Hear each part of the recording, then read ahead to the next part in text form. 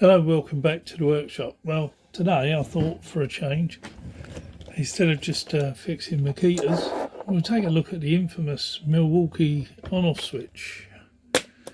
One of them there. Now if you take this apart very carefully, I might add, see the parts in there which are waiting to spring out and bite you in the ear hole.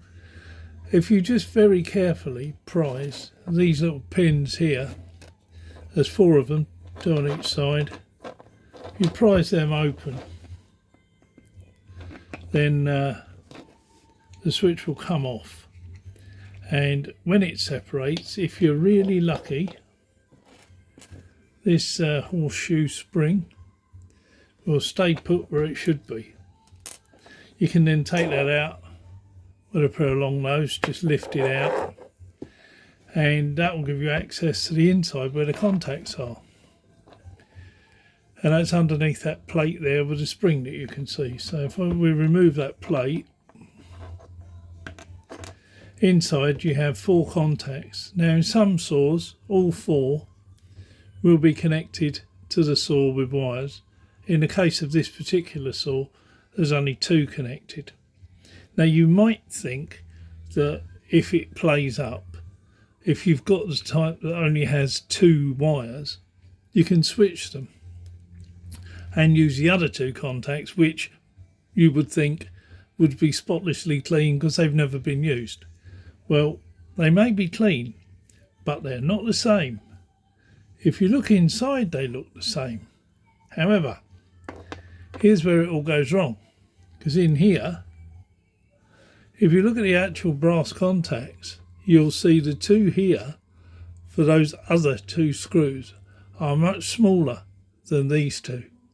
So these carry a higher current than these, and if you switch your wires to these, you're likely to burn it out really fast because they're just too small. These 2 are not exactly ginormous, but they're bigger than them.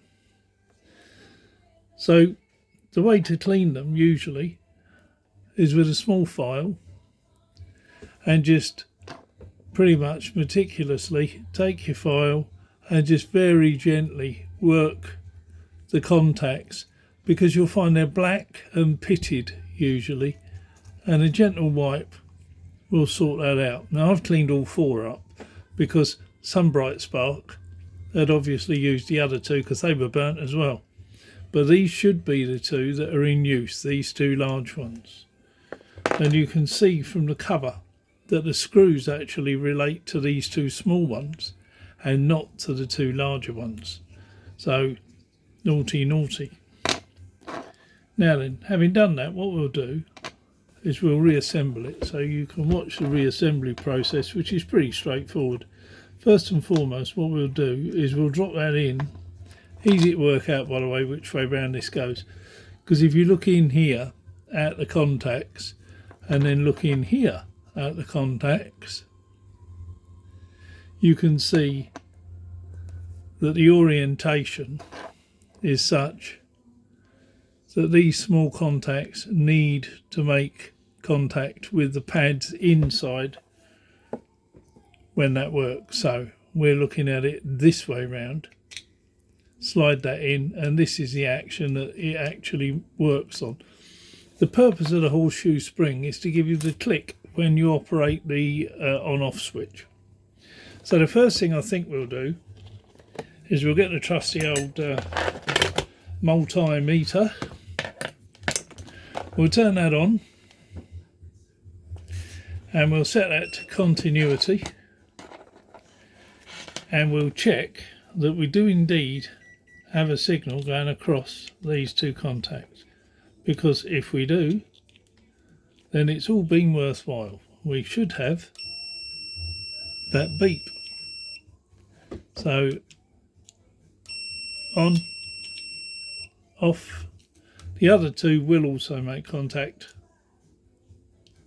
He says, there you go, they make contact as well, but they're not the ones that should be in use. So what we'll now do, now that we know it actually does something, is we'll put the horseshoe back.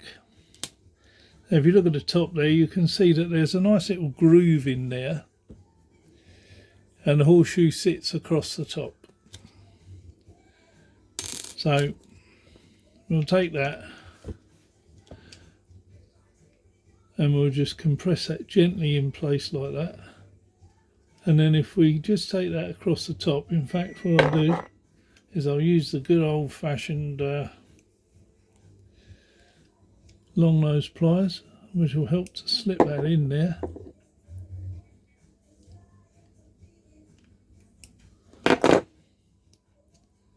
If we slide that in there, that is pretty much all you need to do, and that is back in. So we'll change those screws over to the correct holes so that we know that when we reassemble it, the screws are in the correct holes.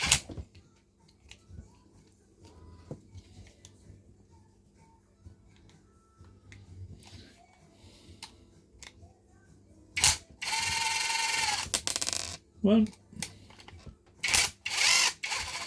two, we'll pop them in there.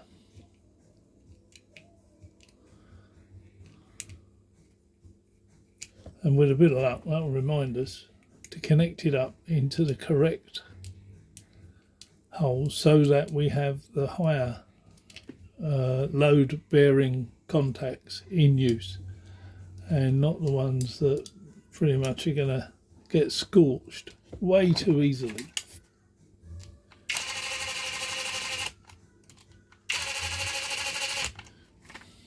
There we go. Now then, we'll pop this thing back together, because it will do this really easily and it won't give us any trouble, will it? Not much. These things are really good at springing off into orbit at a moment's notice. So I tend to slide it in there. If you get, let me just open that. If you get the slider back so that this top part is in the correct position, have a little look up there. You see there's a felt pad in there. Make sure that that is in place. Now that felt pad actually has slipped out. That should sit in that little groove here. You see this groove here? That's where that felt pad should be. So we'll have a fiddle and we'll see if we can persuade that to go in there without taking it all apart.